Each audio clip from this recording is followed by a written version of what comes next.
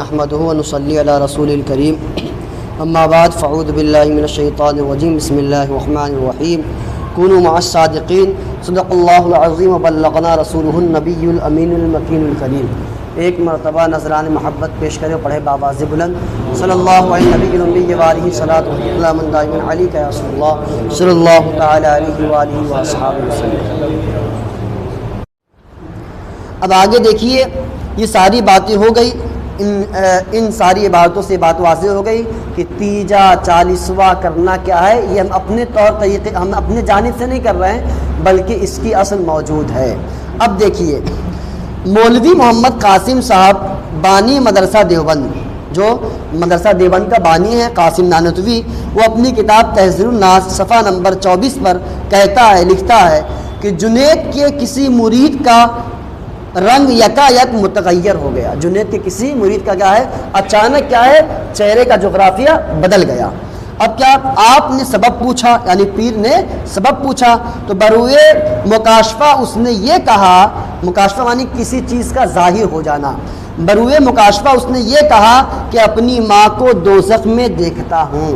حضرت جنید نے 1,05,000 بار کلمہ پڑھا تھا، یوں سمجھ کر کہ بعض روایات میں اس قدر کلمہ کے ثواب پر وعدہ مغفرت ہے، یعنی کہ 1,05,000 پڑھنے کے بارے میں انہوں نے پڑھ رکھا تھا کہ بعض روایت میں آیا ہے کہ جو اس قدر پڑھے گا اور کسی کے لیے بخش دے گا تو وہ کیا ہے، اس کی مغفرت ہو جائے گی۔ تو انہوں نے کہا کہ میں وعدہ مغفرت ہے، میں نے یہ پڑھ رکھا تھا۔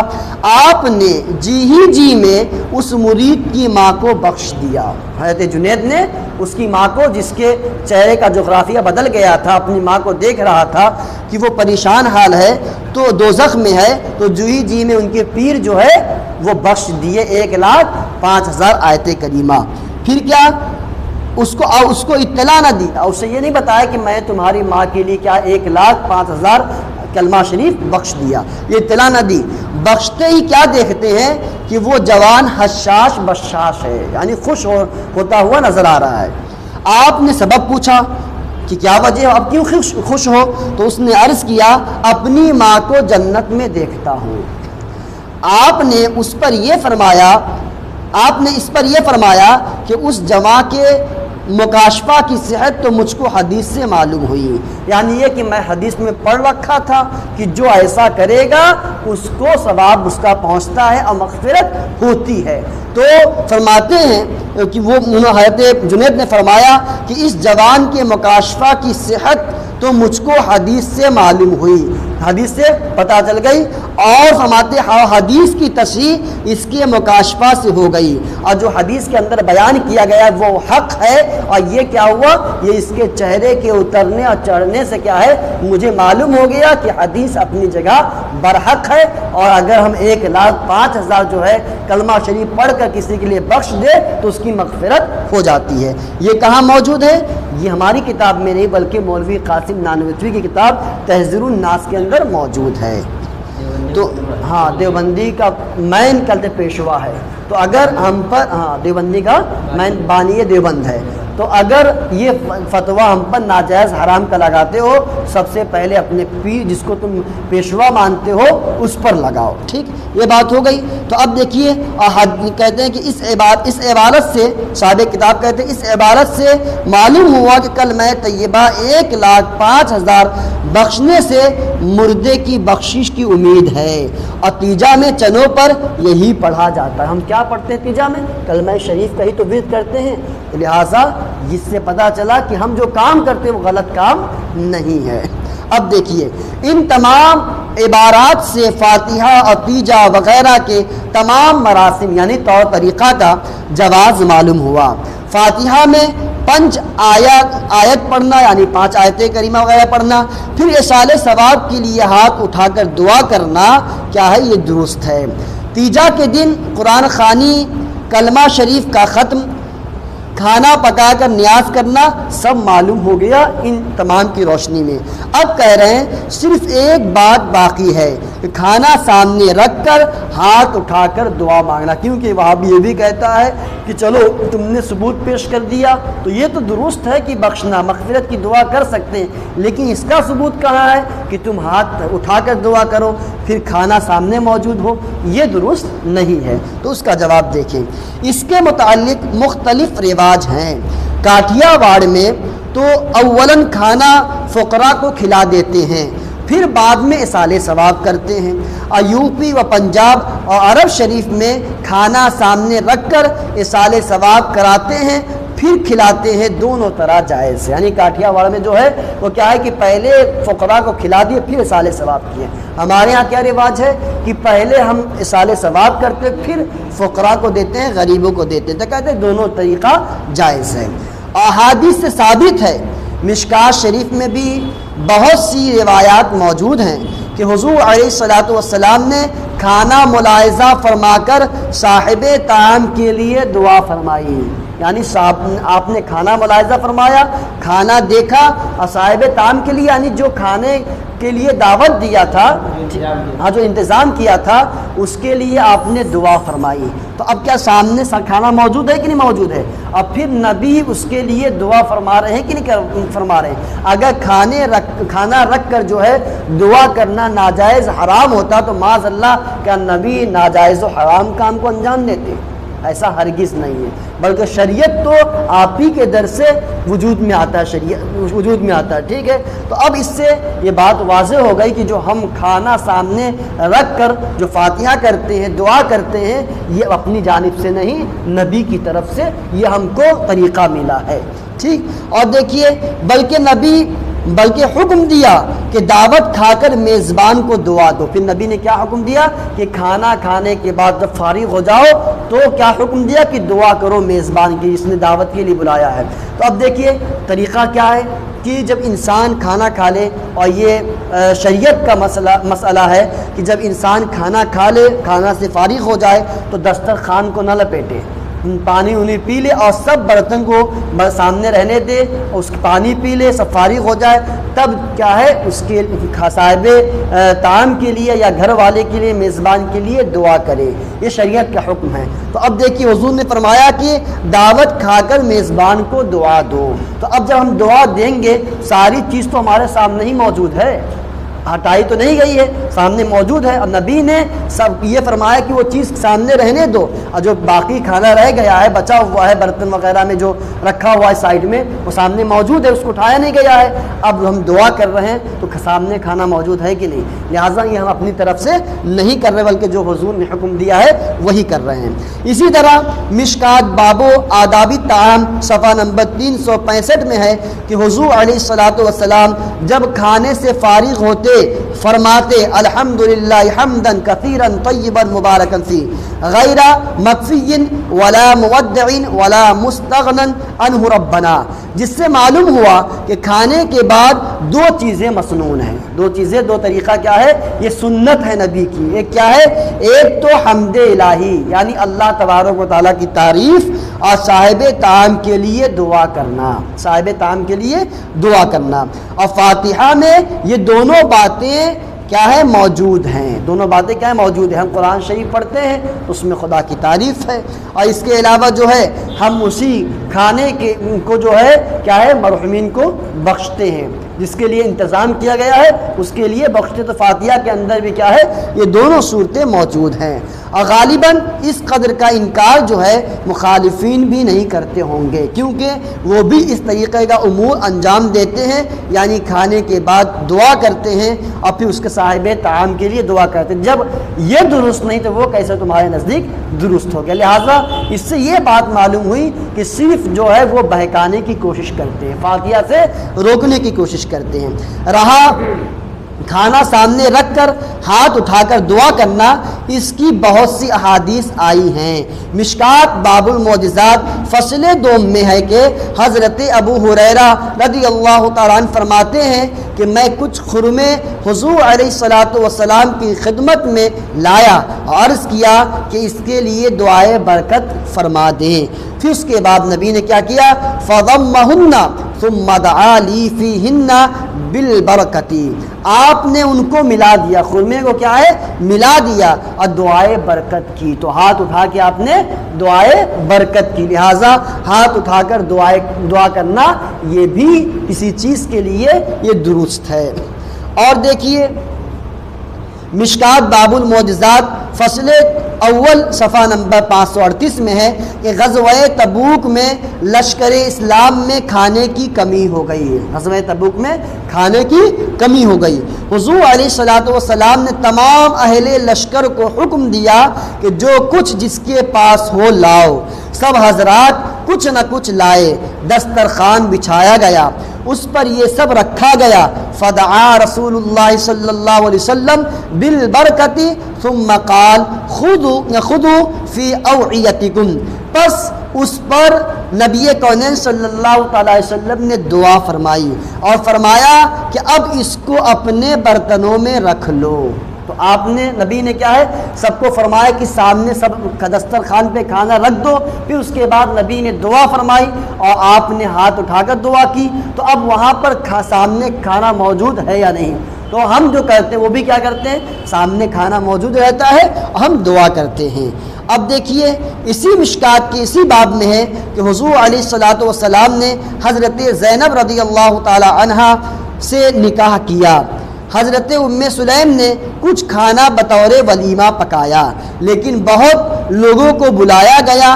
فرأیت النبی صلی اللہ علیہ وسلم وضع یدہ علی تلک الحیثہ وتکلم بما شاء اللہ، اس کھانے پر دست مبارک رکھ کر حضور علیہ الصلوۃ والسلام نے کچھ پڑھا، یعنی کہ بہت ولیمہ کے اندر سب کو بلایا گیا تو لیکن بہت لوگ آ گئے، یعنی کہ کھانا جتنا تھا اس سے زیادہ لوگ آ گئے، تو نبی کون صلی اللہ علیہ وسلم نے اس پر ہاتھ پھیرا، کھانے پر ہاتھ پھیرا تو اس کی برکت ہو گئی۔ اور ہم جو ہے ہاتھ اٹھا کر دعا کرتے ہیں تو اس کی برکتی تو وہاں پہنچتی ہے۔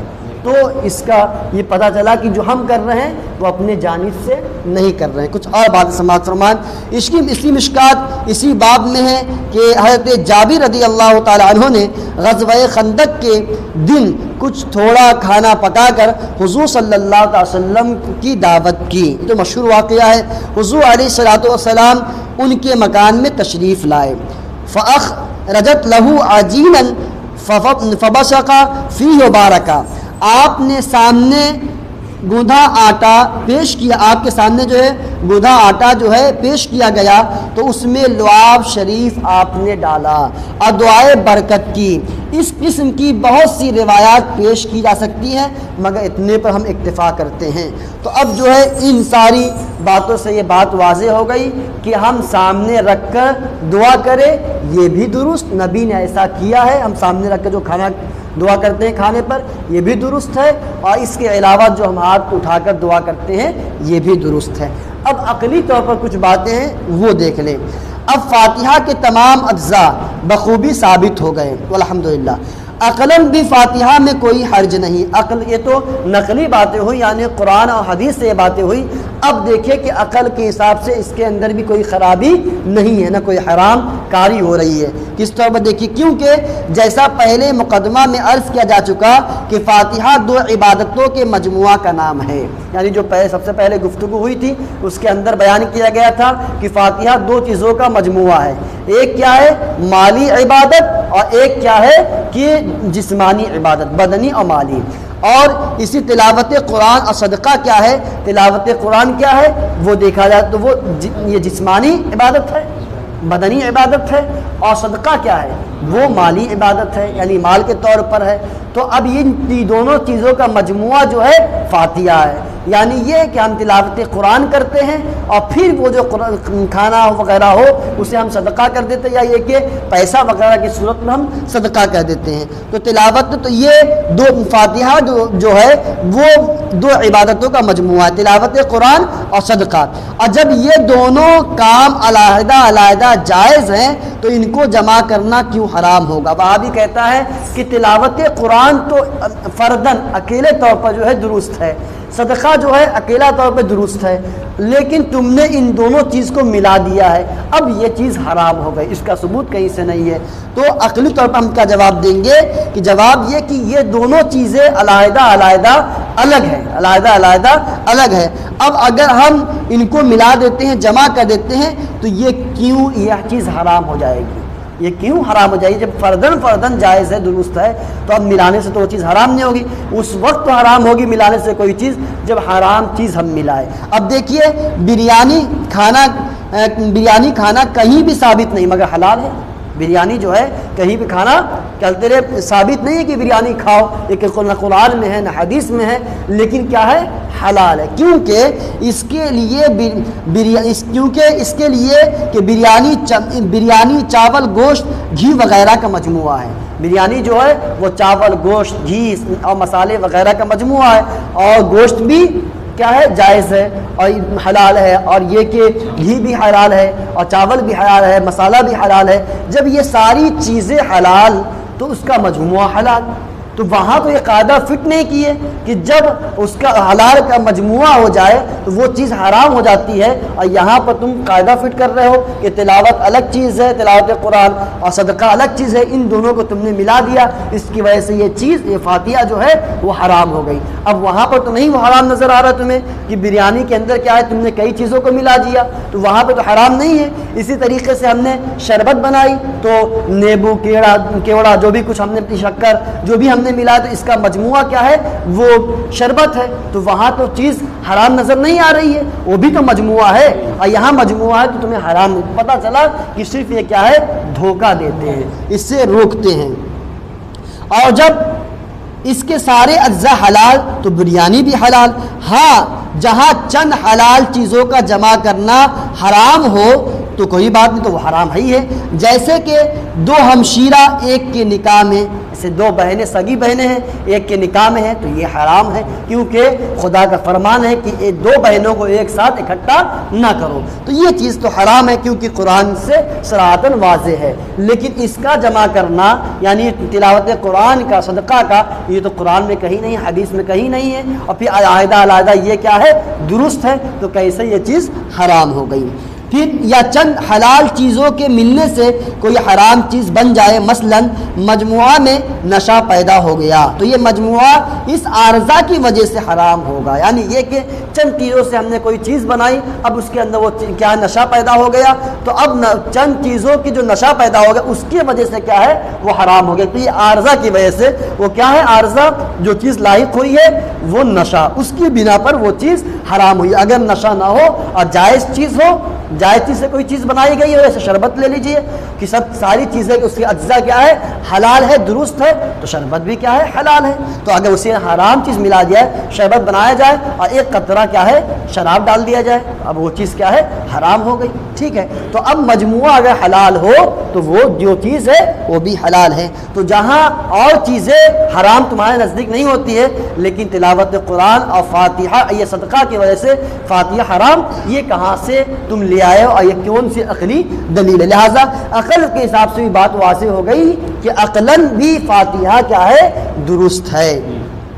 اب دیکھیے یہاں قرآن کی تلاوت اور صدقہ جمع کرنا شریعت نے حرام نہ کیا، اور ان کے اجتماع سے کوئی حرام چیز پیدا نہ ہوئی، پھر یہ کام حرام کیوں ہوگا؟ دیکھو بکری مر رہی ہے، اگر ویسے ہی مر جائے تو مردار ہے، جہاں اللہ کا نام لے کر ذبح کیا حلال ہو گئی۔ اب دیکھیے قرآن کریم تو مسلمانوں کے لیے رحمت اور شفا ہے، شفاء و رحمت للمؤمنین، کہ قرآن شریف جو ہے مومن کے لیے کیا ہے؟ شفا ہے اور رحمت ہے۔ تو ہم جو فاتحہ میں کرتے ہیں، کیا کرتے ہیں کہ ہم قرآن شریف کی تلاوت کرتے ہیں، اور کیا حکم ہے کہ شفاء و رحمت للمؤمنین، قرآن شریف جو ہے شفا ہے اور رحمت ہے مومنین کے لیے، اور تم کہہ رہے ہو کہ یہ چیزیں جمع کرنے سے حرام ہو جاتی، لہٰذا اب یہاں پر کیا ہے؟ قرآن کا شفا اور رحمت ہونا لازم نہیں آتا ہے، بلکہ اب تو زحمت ہو گئی، اور قرآن کے لیے کیا ہے؟ قرآن شفا ہے، رحمت ہے، کس کے لیے؟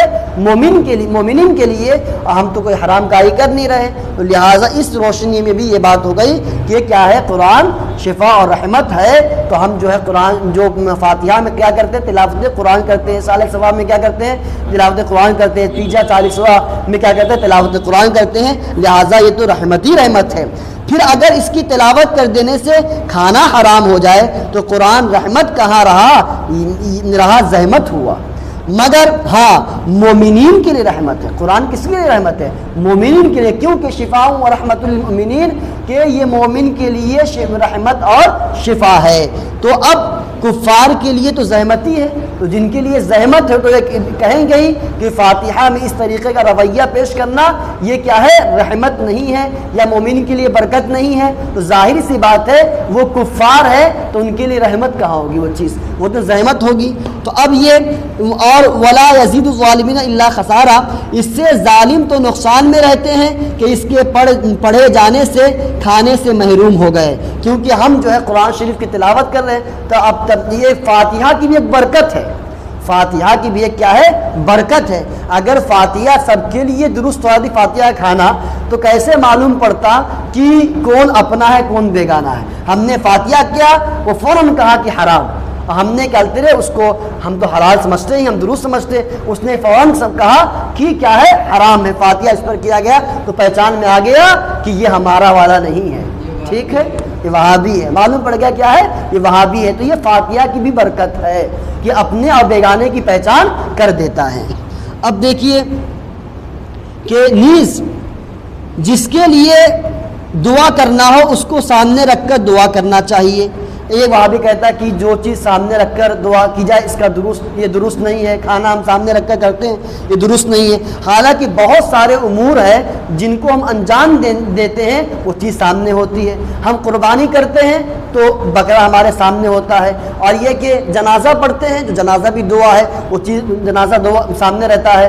تو اس کے علاوہ کئی صورتیں ہیں کہ ہمارے سامنے وہ چیز رہتی ہے۔ اللہ کے رسول صلی اللہ علیہ وسلم نے امت کی طرف سے قربانی کی اور کہا سامنے رکھ کر پڑھا اللہم ھذا من امت محمد، یعنی اے اللہ یہ قربانی میری امت کی طرف سے ہے۔ تو اب اگر یہ کہتے ہو کہ سامنے رکھ کر کوئی چیز درست نہیں ہے تو پھر اللہ کے رسول صلی اللہ علیہ وسلم نے سامنے رکھ کر ذبح کیا اور فرمایا کہ یہ قربانی میری امت کے لیے، تو کیا یہ نادرست ہے؟ تو اور اس کے علاوہ حضرت خلیل اللہ نے، حضرت ابراہیم خلیل اللہ نے کعبہ کی عمارت سامنے لے کر دعا کی ربنا تقبل منا، کہ اے رب ہماری طرف سے قبول فرما۔ اور ہم بھی آپ قربانی کرتے ہیں، تو اگر یہ چیز درست نہیں ہے سامنے رکھ کر، تو آج سے سامنے رکھ کر نہ جنازہ پڑھو، نہ آج سے سامنے رکھ کر قربانی کرو، سامنے رکھ کر کوئی چیز بھی نہ کرو، کیونکہ تم نے ایک اصول بنا لیا ہے، ایک ضابطہ بنا لیا ہے، ایک طور طریقہ بنا لیا ہے کہ سامنے رکھ کر کوئی چیز یہ فاتحہ کرنا درست نہیں ہے۔ تو یہ اصول ضابطہ صرف فاتحہ ہی میں کیوں؟ جہاں جہاں جو چیز سامنے ہوگی وہ چیز وہاں وہاں تمہارے قاعدہ کے حساب سے درست ہوگی۔ پتہ چلا دیوبندی بولتا ہے مگر سمجھتا نہیں، دیوبندی بولتا ہے مگر سمجھتا نہیں۔ اپنی گفتگو یہ پہ ختم کرتا ہوں، ما علینا الا البلاغ۔